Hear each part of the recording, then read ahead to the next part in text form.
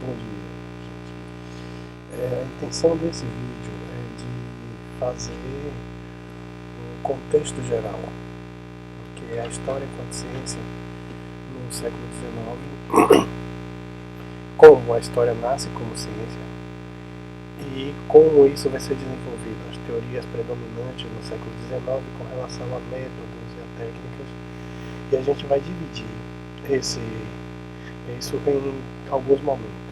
Nesse momento agora, vão ser dois vídeos sobre a história e a historiografia no século XIX, que é quando marca o início da história enquanto ciência, para que a gente tenha uma compreensão melhor no primeiro vídeo, e no segundo vídeo a gente vai ter uma explanação das principais formas de se ver a história, os marcos teóricos do século XIX, quando a gente vai ter uma ideia mais clara dos impactos do século XIX que tem para o mundo de hoje. Na continuação dessa série, o professor Damasceno vai falar sobre a historiografia do século XX e a gente vai ter uma ideia clara desse contexto para que a gente tenha um domínio básico, pelo menos, do que vem a ser essa historiografia ou as teorias historiográficas que predominam na atualidade. Mas para isso é necessário que a gente tenha esse recorte anterior e desse período. Bom, a ideia do que é da série, o que é história, ela segue no momento da gente compreender isso. Existe uma história que é mais contada, a história como é, uma história de contos, de lendas sem comprovação, que o povo conta e quem conta o conto aumenta vários pontos, e aí às vezes você não sabe identificar diretamente que é esse, é um ponto. O outro ponto é aquela distinção não muito clara por muitas vezes entre a história e a literatura, que a gente por vários momentos não sabe diferenciar. E isso está sendo muito presente hoje no momento, quando a história, a literatura invade esse campo, e talvez com a forma mais melhor escrita no sentido estético do termo, que os trabalhos historiográficos, e isso acabam ganhando o status de verdade histórica. Então existe uma história que são os fatos realmente acontecidos, aquilo que a gente estuda, vê, analisa. Existe uma história que o povo conta, que às vezes pode ser verdade ou não. Então essa seria a primeira distinção. Mas dentro dessa própria história, com uma história pesquisada, com método, com técnicas que a gente vai em busca de documentação de fontes e tudo, ainda assim existem diversas formas de se enxergar e de se ver essa história, e é essa a grande intenção nesse momento da gente buscar essas origens. E aí a gente vai ter que voltar ao século XIX, que é quando a história ela nasce enquanto ciência. Nesse caso, a gente vai ter que voltar até um pouco antes do século XIX. Por quê? Quando a gente fala do século XIX, é quando a história efetivamente se separa da filosofia, das então ciências da moral, ou ciências morais, e tem um status de ciência própria, com seu próprio método. Mas até o início do século XIX, no século XIX, até o início do século XIX não se tinha uma ideia muito clara do que é ciência em si. A própria ciência também já estava muito ligada à filosofia. E aí é necessário que a gente faça esse contexto do que acontece nesse período do século XIX, para que essas transformações elas sejam percebidas dentro do próprio universo da ciência. E aí a gente vai tendo aquela ideia do que já falamos em vídeos anteriores sobre a questão do tempo histórico. O tempo histórico ele não necessariamente está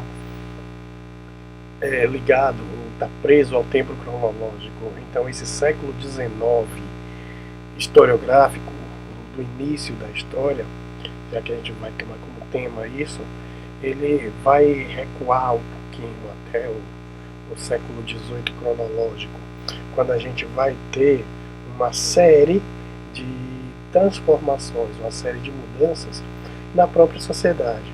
Então, esse período, que aí chamado, né, dentro da cronologia positivista, de história moderna, que ela começa com o fim do feudalismo,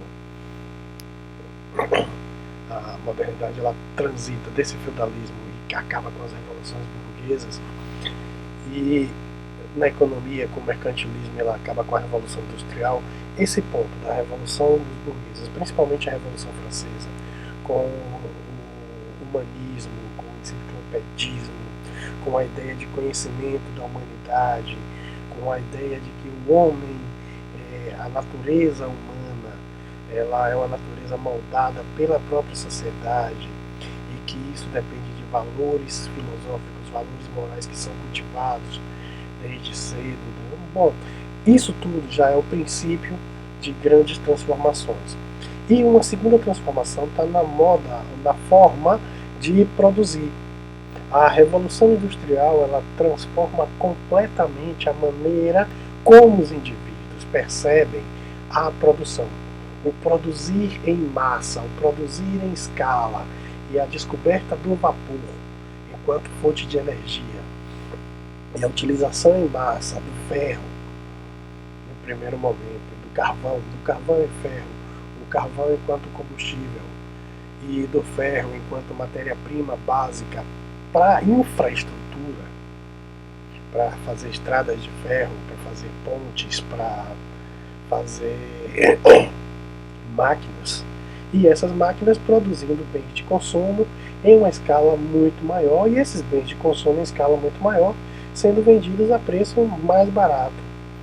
Ou seja, enquanto se usava, a mulher usava um vestido por décadas e guardava aqueles vestidos, hoje eles se transformaram, e a partir da Revolução Industrial começa a se fazer isso, eles começam a ser artigos cada vez mais descartáveis, usa uma vez e já não serve mais porque a colega do lado usa também.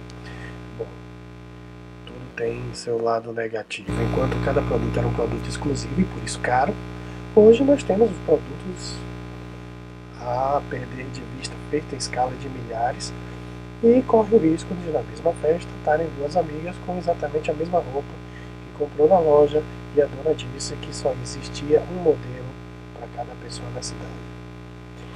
A Revolução Industrial ela permite isso. Mas essa própria Revolução Industrial ela prescinde, ela necessita de um desenvolvimento técnico. Ou seja, para se produzir mais, precisa de tecnologia, precisa de máquinas, e essas máquinas que vão produzir mais, elas precisam ser desenvolvidas com formas de energia e de maneira em que os operadores sejam melhor treinados. Então, uma máquina que vai substituir dezenas, às vezes centenas de pessoas, ela precisa ser desenvolvida com uma certa técnica. Aí entra o desenvolvimento científico que atinge o final do século XVIII e o início do século XIX. Que é quando a física, e mais especificamente a mecânica, era tida como a ciência do momento. Era a ciência que possibilitava o futuro e o modelo de desenvolvimento científico. Então, nesse momento, a física se separa da matemática. E a mecânica, enquanto sub-área, quase fica também como uma área específica dentro da física, para que se tivesse um desenvolvimento maior. Então, o modelo que se tem de ciência para o início do século XIX é o modelo da física. E a física com o desenvolvimento de máquinas, descobrindo novas formas de energia, novas formas de se produzir para isso. Como ficam então as ciências sociais, que na época não existiam? Então, pensa que o modelo científico, a forma de se fazer ciência, e o modelo é o modelo da física, e basicamente através da experimentação e da observação. Então, observa, testa, vê o que é que deu. Esse dado, se ele for comprovado em experiência de laboratório, ele vai ser repetido várias vezes, e aí torna-se uma verdade, uma lei científica. Ou seja, uma lei é aquela formulação questionável, porque você experimentou várias vezes e se colocou e que deu para isso. Começa-se então a se questionar onde estão os valores morais nisso, porque essa mesma ciência que desenvolve formas de energia, que desenvolve novas formas de produção, que coloca produtos, mas é a mesma energia que mata. As bombas ficaram mais fortes, as guerras começaram a ficar mais frequentes, e onde está a moral, a honra, e como isso entra também no debate científico da época. Aí entram as ciências da moral, e que essas ciências da moral, elas começam a ter um estudo mais forte, como dizer, uma influência, uma importância maior em se discutir não só a técnica, mas todos os princípios morais, humanos, que norteiam essa técnica. Afinal, quem está desenvolvendo são homens, e para o progresso da humanidade. Mas o que seria esse progresso? Progredir é o quê?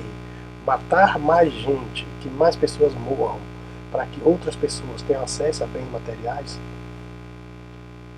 O que é o ser humano? Qual é a essência do ser humano? Isso precisava, já vinha sendo discutido desde o princípio da Revolução, antes da Revolução Francesa, e começa a ser agora, os direitos fundamentais do homem e do cidadão. Que direito é esse? Então, o que é ser gente? O que é ser homem? Isso vai sendo discutido. E dentro dessas ciências da moral, vem o pensamento do que esse homem, dentro da moral, fez ao longo de toda a trajetória na humanidade. Então, já se existia uma ideia de que a história é a trajetória do homem no tempo. Aí a gente tem duas dimensões que nunca devem ser esquecidas, que é uma dimensão espacial, onde esse homem estava, e claro, no planeta Terra, e basicamente o planeta Terra, circunscrito à Europa, e uma dimensão temporal, que é o que mais nos interessa. No tempo, nessa passagem das eras, nessas passagens do tempo, como essa humanidade, ela se molda, ela evolui, ela se transforma, assim como as ciências também, até chegar ao modelo de homem que se tinha no século XIX, que até então acreditava-se que o homem europeu naquele momento era o homem perfeito. Isso vai dar problema depois, no século XX, com as guerras mundiais, principalmente a Segunda Guerra, que é quando vai ter aquele modelo de homem baseado num modelo específico, num status específico, e principalmente porque as pessoas que defendiam aquelas ideias não estavam dentro do modelo que eles mesmos propunham. Então, esse desenvolvimento da técnica, ele leva à reflexão. E a história, ela aqui no século XIX, é essa história da reflexão da trajetória do homem no tempo. Mas antes do século XIX, ela já tem esse avanço, ela já tem essa perspectiva de como vai ser feito todas essas questões e como vai ser pensado isso. Esse pensar a história para o século XIX é uma ideia que surge como uma forma de ver a sociedade, e essa sociedade vista de maneira em que os homens reflitam sobre as suas ações no passado. A ideia é que se conhecia o passado para não repetir. Isso gera uma trajetória que se tinha desde os tempos pretéritos. Então, a história sempre foi uma reflexão sobre as ciências da moral. Você tem as ciências da natureza, as ciências matemáticas e as ciências da moral. Essas ciências da moral é o que a gente vai evoluir hoje para as ciências humanas. Mas quando essas ciências buscam a essência do ser humano. E dentro dessa essência do ser humano, vem buscar também a origem do homem, ou a essência humana do homem enquanto homem mesmo. Quando nós deixamos de ser primatas superiores e passamos a ser seres humanos. E essa perspectiva, a história que deveria dar conta. Mas a história também, até o século XIX, ela é vista como a arte, e dentro dessas ciências da moral, a história é vista como a arte de bem contar o passado. Já existia literatura, e por vezes se confundem. Essa arte de bem contar o passado, por vezes eram feitas também pelos mesmos elementos. Então, se você pega os Lusíadas, só por exemplo, que é uma obra épica, poética, e o próprio Camões, ele não distingue muito bem onde é histórico e onde é uma narrativa própria dele. Existem casos que no barroco se enfeitava tudo, e até os mapas eram enfeitados, e para não ficar aquele oceano no mapa muito vazio, sem detalhe, então colocava um monstro marinho aqui, ou ali, de vez em quando, esse monstro marinho desenhado que não existia, ele cobria uma ilha, cobria aquele A estética estava acima de uma comprovação do que existiu e do que aconteceu naquele momento. Essa história do bem contar, ela também tem uma preocupação, ela vem também no segundo ponto como modelo de a história enquanto construção de um modelo de comportamento moral baseado naqueles indivíduos que tiveram uma expressão no passado. Ou seja, estudar ou se compreender, ou saber a história dos reis, a história dos príncipes, a história de homens e de santos expressavam para aquele momento um modelo de comportamento moral.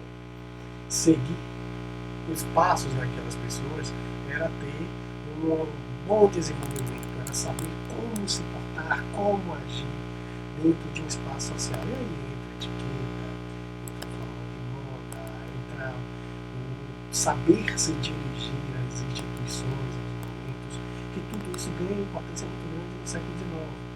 É um momento, então, de pleno desenvolvimento da burguesia e de uma burguesia que estava buscando espaço entre uma nobreza que já era decadente há muito tempo, mas essa burguesia ela procurava se apropriar desses momentos.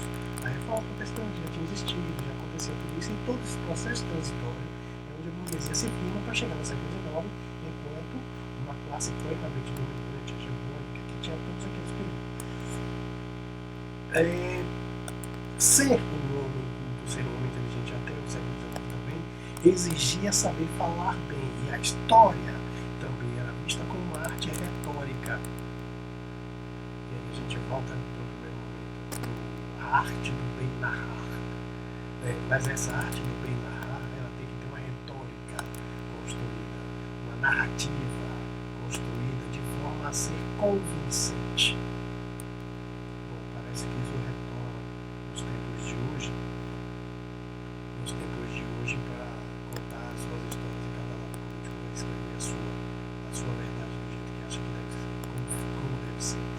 Essa perspectiva, então, ela dá a noção de que esse momento histórico ele é um momento de uma narrativa construída em cima de fatos do passado, e isso era bem visto.